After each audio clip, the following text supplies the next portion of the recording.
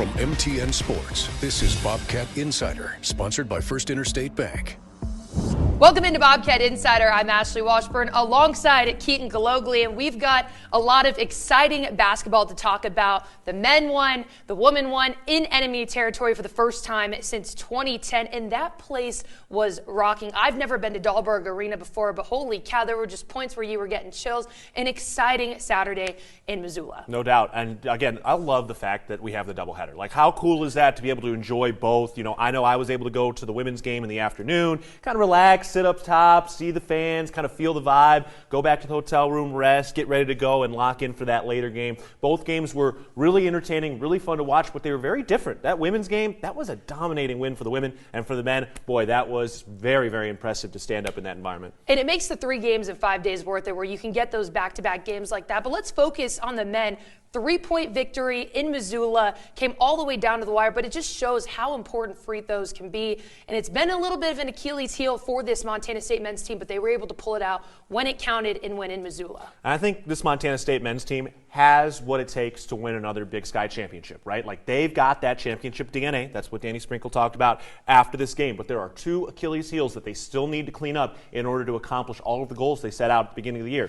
One is the 3-point shooting. We haven't quite seen that come together yet, and we did not see that in this Montana game. But that free throw shooting down the stretch was so impressive. Montana State had struggled so badly at the line at the beginning of the year, and they knocked down everything. Raekwon Battle hitting 3 consecutive free throws on a 3-point foul to give the Bobcats a lead. That was so impressive, and sometimes you can kind of feel it before those free throws, and it felt so confident that all 3 of those were going in. And that's heads-up basketball, to know that you have contact on you, or hey, if you need to go up into the shot a little bit, get a little bit of contact. That's really what changed the game, because once the clock starts winding down a bit, you're like, okay, we've got to figure out how to get a bucket, and it was in that instance that they were able to get one. But Darius Brown, where would we be without that man? That's a question that you've been asking yourself. Just a dominant game by him as well. And it's just, he knows so much about the game, and he's so heady. He's so smart. He knows where to be. He hit the only 2 threes that the Bobcats hit in this entire game, and he was doing different things, right? He hit the 2 threes. He got to the cup. He was able to lay a couple in. He also had that nasty little spin move and fall-away jumper. I mean, it's just incredible. And he even talked about it after the game, of just staying steady, making sure his teammates are comfortable, and we got a chance to see them stand up tall in a difficult environment. And part of the reason why, for sure, was that difficult non-conference schedule, which we'll ask Danny Sprinkle about in a minute. But first, we'll take a break from the Bobcat Insider.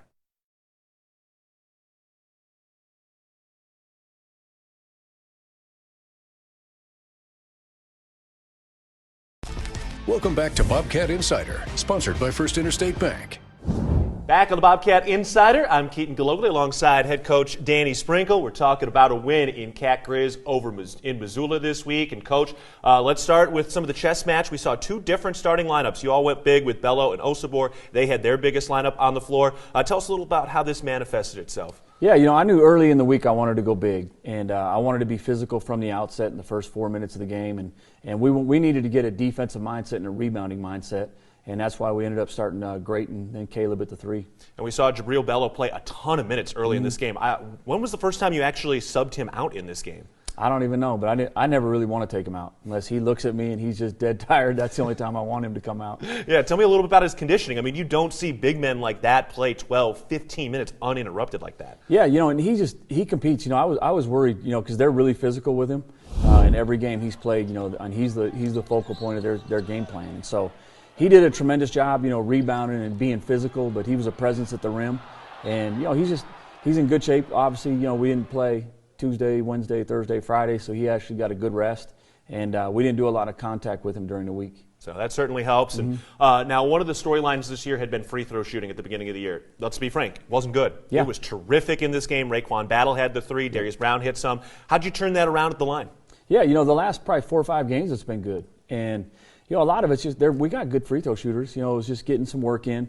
The last probably 3 weeks they've been coming in the morning. In different groups, and they've been shooting for about 45 minutes straight, and just getting their confidence. It's just reps and trust on the work they're putting in. Now, Raekwon Battle drew that foul on that 3-point shot, the 3 free throws to take the lead by 1, which was obviously massive in that window and at that moment. But what did you see on that play? It looked like it was one of those kind of smart plays as soon as you feel the contact. What did you see from Battle on that? Yeah, it's kind of the second option. Our first option was trying to get Jabril at the rim, but I knew they were going to help. I actually thought they were going to kind of trap the ball screen.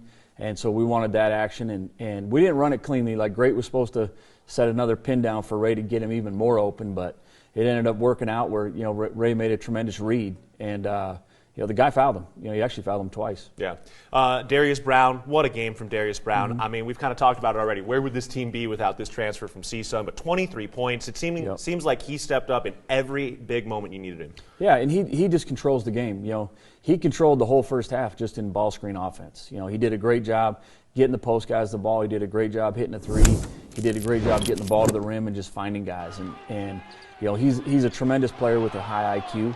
And I even thought his defense was really good. Whitney played really well, and he's hard to guard in their offense. But when Darius needed to really chest up and get a stop, he did a great job. Yeah, let's talk about that a little bit in the second half. I mean, Brandon Whitney did get going to that first half, 11 points going into the break, but really slowed him down at the end of that game. And then it was Anand Moody who started to kind of get downhill a little bit. But what did you see from your guard defense in that second half, particularly from Brown and Ford?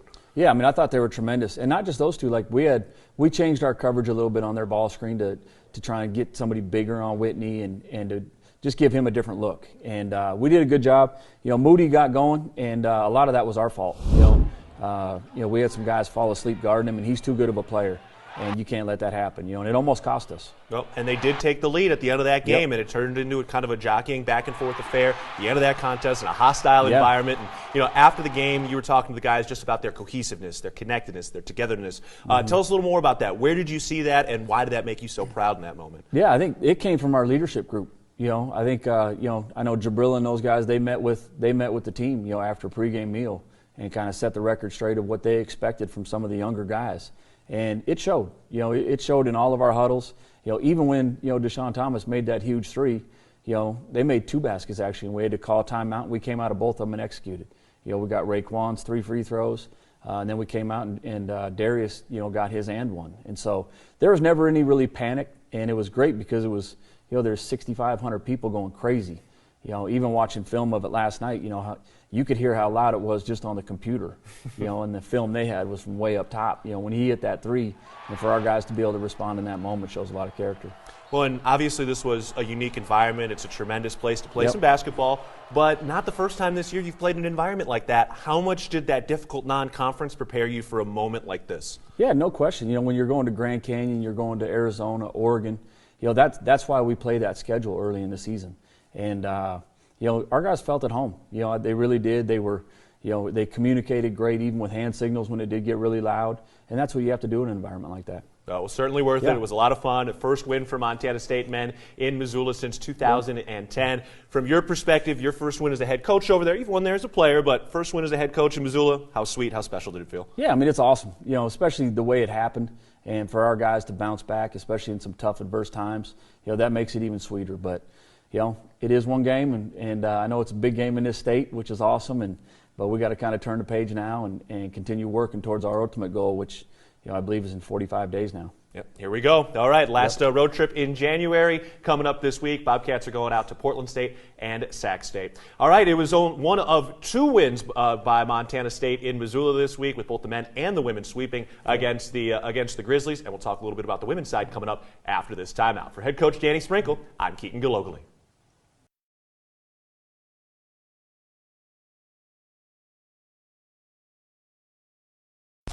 Welcome back to Bobcat Insider, sponsored by First Interstate Bank.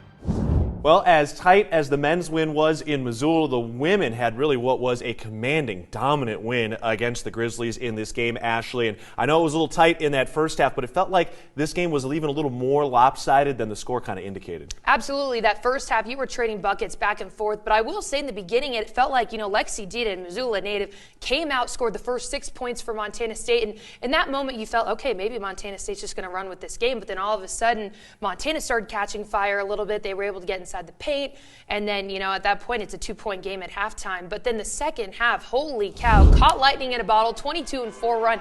It just looked like a completely different team in that point. That's really what ultimately won Montana State that game. No doubt, and this could have easily been like a 20-point game if Montana wasn't hitting some kind of flat-footed threes in this game. But you talked about Lexi Deaton. Both her mom and her aunt played for Montana, but both of those former Lady Grizz are now wearing blue and gold. I just love that, and watching her and Cola Bad Bear work in the front court is so impressive. 44 points in the paint for the women. And if you look 44 points, Montana only had 14, so that was really the advantage that won them that game. But, you know, on the offense and defensive side of the ball, they kind of knew what Montana's game plan was going into that game. Carmen Gfeller is a woman that has been absolutely dominant for Montana, has really kept them in that game. And they only hold her to 2 points. I mean, she is a veteran on that squad. Montana State had a game plan going into that game, knew what they needed to take away to be able to pull out a win in Dahlberg Arena. It's not an easy place to win, and they did it in an outstanding fashion. No doubt. And, you know, look, defense travels. There's a lot of great offensive skill on this team, but you've got to be able to get stops when you need them, and we had an opportunity to see that from Montana State. They were absolutely stifling, especially at the start of that third quarter. Start of that third quarter, a big part of that was the guard play. Grace Beasley coming off the bench, 13 points. You know, there's no drop-off when she comes in for Darian White, or when you put both of them together. That's really when it's unstoppable on the floor. But 22-4 run got Montana State up to almost as much as a 16-point lead. I just want to know what the conversation was at halftime, because it was a completely different squad that stepped out onto the floor for that last 20 minutes. So that's something that we're going to talk about with head coach Trisha Binford once we come up after this break. For Keegan Galogly, I'm Ashley Washburn. Stick with us.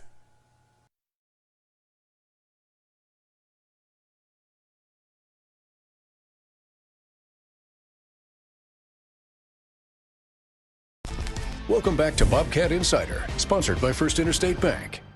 Welcome back to Bobcat Insider. I'm Ashley Washburn, and joining me now is Bobcat women's head basketball coach Trisha Binford. And Coach, we've got quite the exciting game to break down from over the weekend. This Saturday, obviously, game 1 of 2 against the University of Montana, and you started this series on the road in enemy territory, but came out on top with a win. I'm sure it was an more exciting bus ride back home that you were looking forward to. Always makes for an easier bus ride after victory. Just really, really proud of the team and how they executed the game plan. Well, we talked last week of just about how loud Dahlberg Arena can get, and it makes it hard to communicate on the sidelines. And that first half was probably that way with you guys trading buckets back and forth. But that third quarter, talk about catching lightning in a bottle, 22-4 run to start out that third quarter. And at that point, you just took complete ownership of that game. What was said at halftime to ignite that fire?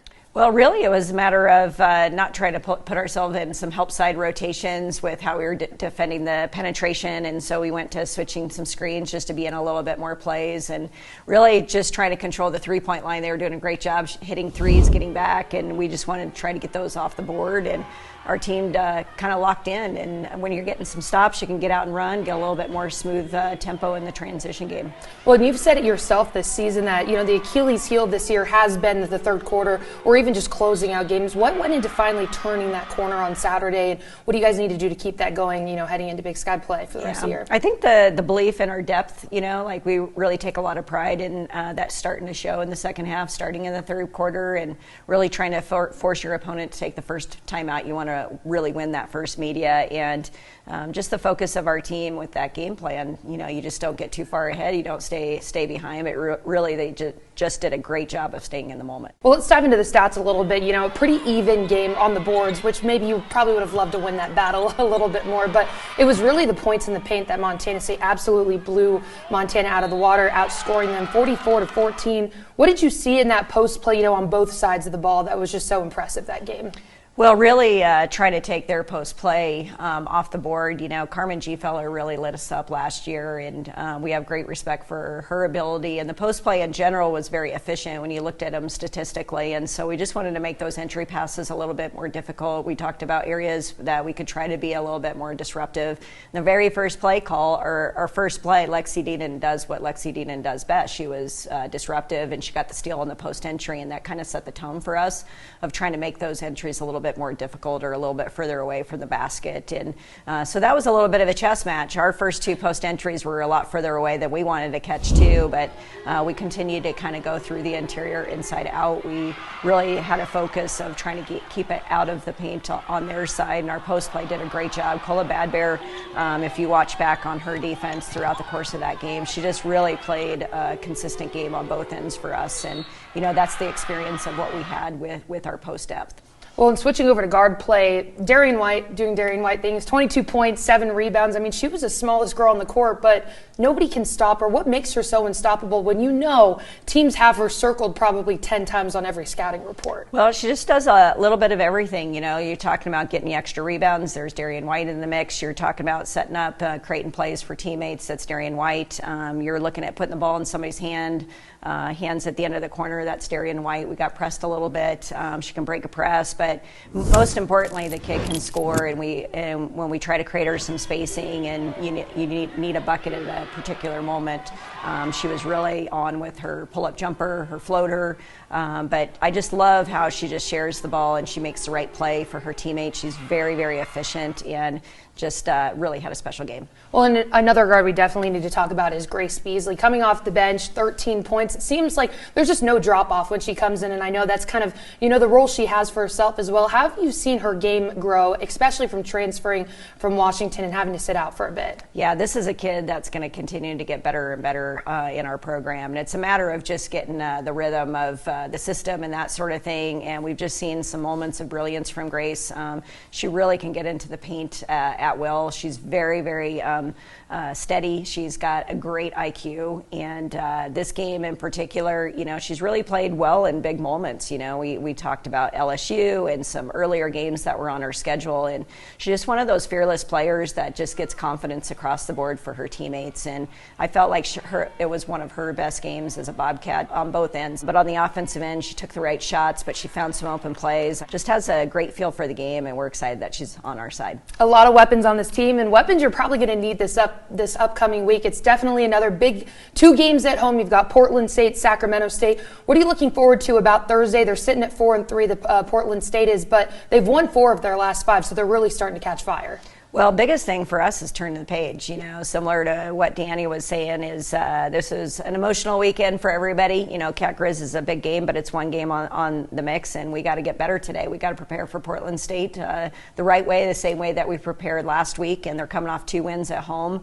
They continue to get better. They can score in a lot of different areas, and we're going to see a lot of 2-3 zones. So great opportunity to get back in the brick with our fans behind us. But every win is going to be a grind this year, and I don't expect anything different on Thursday. And then quickly against Sacramento State, obviously sitting at top of the Big Sky standings at 6-1, and they've got a double machine at their center. What do you see about that matchup, and what's the keys for that game? Yeah, I love that we have post depth, and this is a center that you definitely don't want her to get deep catches, because when she gets deep catches, it's about position, and they've got some guard play that is really explosive. And once again, I think our tempo, our bench is going to be really critical.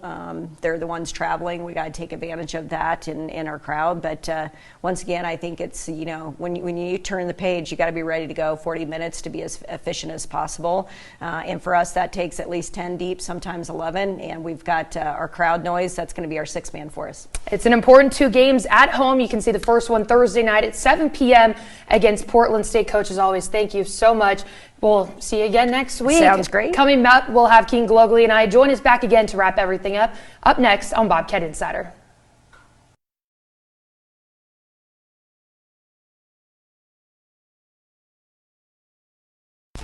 Welcome back to Bobcat Insider, sponsored by First Interstate Bank.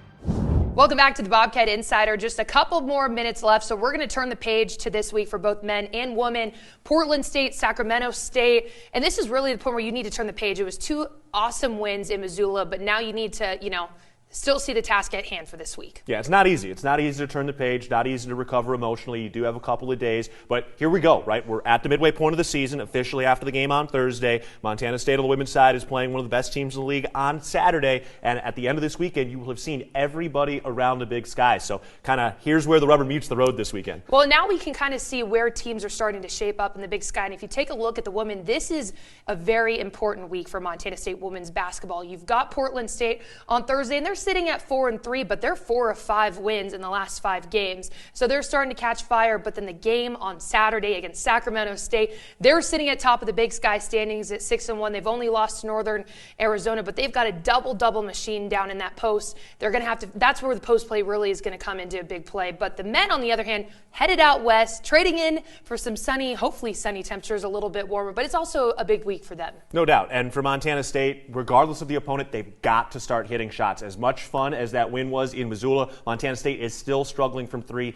even though they're getting some great looks. And this is going to be a tough matchup again. But once they get through this weekend, they are home for a majority of February, and they're kind of through the tough and difficult part of the season. So it's going to be a lot of fun. The women playing at home on Thursday at 7 o'clock and on Saturday at 1 p.m. And for the men, 8 p.m. starts Mountain Time on both Thursday and Saturday. All right, that'll wrap up this episode of the Bobcat Insider. For Ashley Washburn, I'm Keaton Gillogly.